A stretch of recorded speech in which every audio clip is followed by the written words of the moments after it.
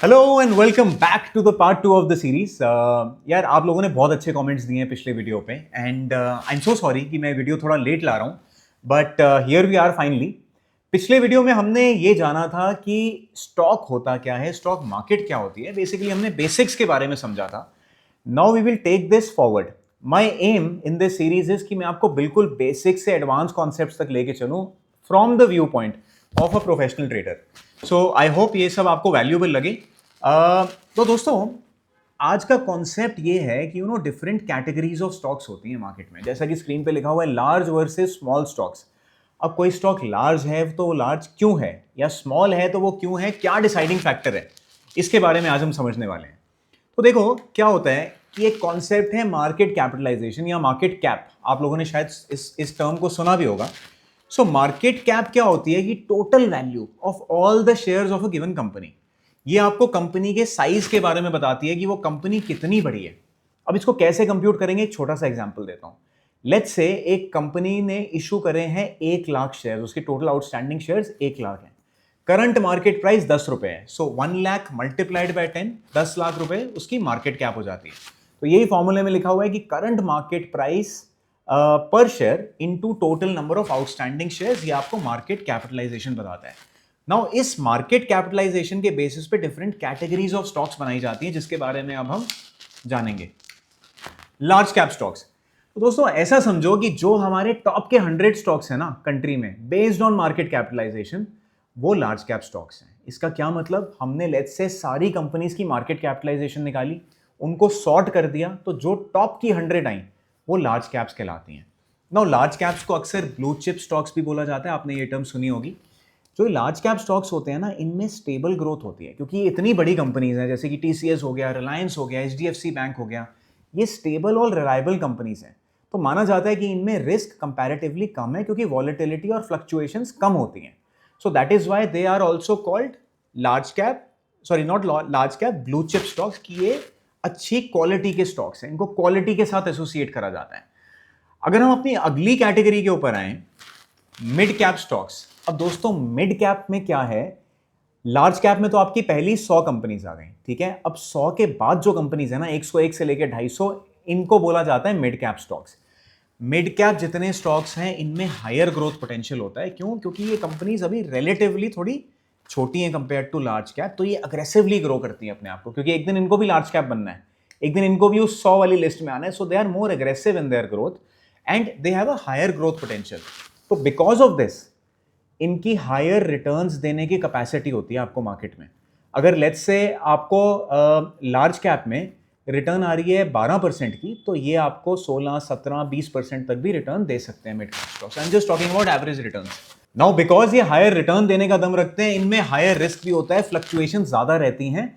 So that is the beauty of the markets, कि अगर आपका रिवॉर्ड बढ़ रहा है तो साथ में वो रिस्क भी बढ़ा रही है, सब कुछ बैलेंस्ड रहता है। ऐसा नहीं है कि बिल्कुल आपका रिस्क खत्म हो जाए और आपको रिवॉर्ड पूरा का पूरा आ जाए, ऐसा नहीं होता। So because you are gaining more, तो आपका रिस्क भी इन स्टॉक्स में बढ़ जाता है। नाउ कौन से होते हैं ये mid cap stocks?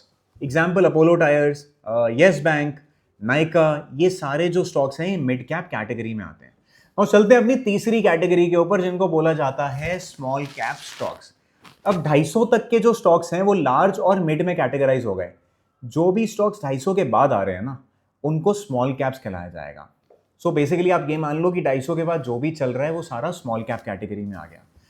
Now small caps में रिस्क जो है वो मिड कैप से भी ज्यादा होता है, एंड अगर रिस्क ज्यादा है तो जैसा हमने सीखा रिवॉर्ड भी ज्यादा होगा, तो यहां पे आपका रिवॉर्ड भी कंपैरेटिवली ज्यादा होता है।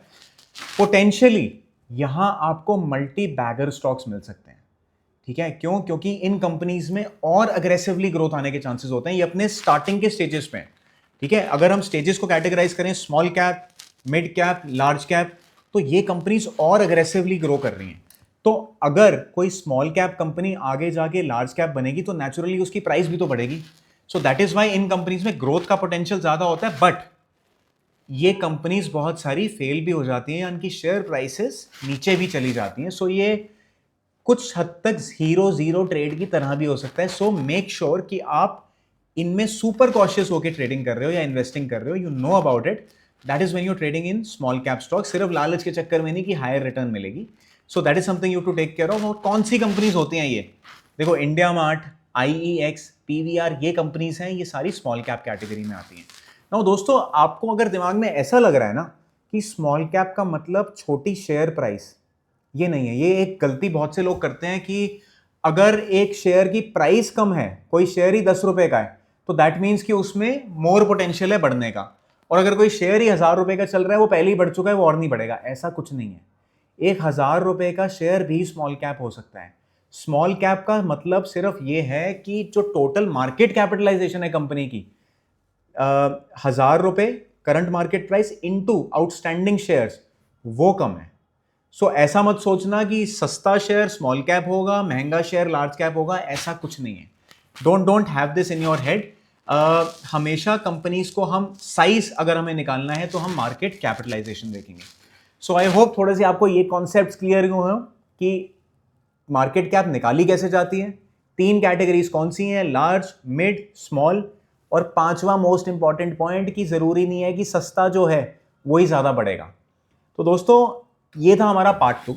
अब मैं नेक्स्ट आपको पार्ट 3 में ये बताऊंगा कि डिफरेंट इंडेक्स कौन से होते हैं और इंडेक्स बनाए कैसे जाते हैं। निफ्टी है तो उसमें क्या आता है, ऐसे ही सिमिलरली बहुत सारे और इंडेक्स हैं मार्केट में। ये कौन से इंडेक्स है और इनकी इंफॉर्मेशन कहाँ से निकालनी है और ये इंफॉर्मेशन को कैसे एनालाइज करना है, नेक्स्ट वीडियो में मैं आपको ये बताऊंगा।